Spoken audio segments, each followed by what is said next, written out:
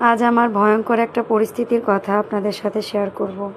আমি উত্তরাতে ডিজিটাল মার্কেটিংয়ের উপর একটা কোর্স করতেছি। আমার সপ্তাহে 2 দিন ক্লাস, শনিবার আর বুধবার। আজকে বুধবার, তাই আমার আজকে ক্লাস ছিল। আমার বাসাটা বাড্ডা শাহজাদপুরের এদিকে। আমার বাসা থেকে উত্তরাতে যেতে অনেকটাই সময় লেগে যায়। ক্লাসে যাওয়ার সময় আমার কোনো ধরনের প্রবলেম হয়নি। ক্লাস শেষ করে বাসায় ফেরার পথেই ভয়ঙ্কর একটা পরিস্থিতির সম্মুখীন হতে হয়েছে আমাকে। প্রচণ্ড বৃষ্টি হওয়ার কারণে আমার আইটি থেকে বের হতে অনেকটাই দেরি হয়ে যায়। বৃষ্টি কিছুটা থামার পরে আমি আইটি থেকে বের হই, তারপরে বাসে উঠি। বাসে যাত্রী অনেক কম ছিল। আমরা 3জন মহিলা মানুষ বাসে ছিলাম।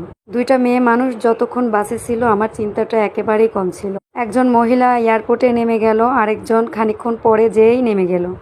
আমি বাসে একদম একা হয়ে গেলাম, একদম একা একটা মেয়ে মানুষ। বাকি কয়জন যাত্রী ছিল তারা সবাই পুরুষ মানুষ। বাহিরে প্রচণ্ড বৃষ্টি হয়, বাসের সমস্ত জানালাগুলো বন্ধ করে দিছে। অনেকক্ষণ পরে বাসের যে কন্ডাক্টর বাসের যে দরজাটা হালকা করে চাপিয়ে দেয়, পুরোপুরি বন্ধ করে না। আমার পাশে যে ছেলেটা বসা ছিল বারবার আমার দিকে তাকাচ্ছিল। তখন আমার ভীষণ ভয় লাগতেছিল। সত্যি বলছি, আজকে আমি অনেক বেশি ভয় পেয়েছি। তারপর আমার হাজব্যান্ড আমাকে ফোন কলে রাখলো আর সাহস দিল। আলহামদুলিল্লাহ, আমি ভালোভাবে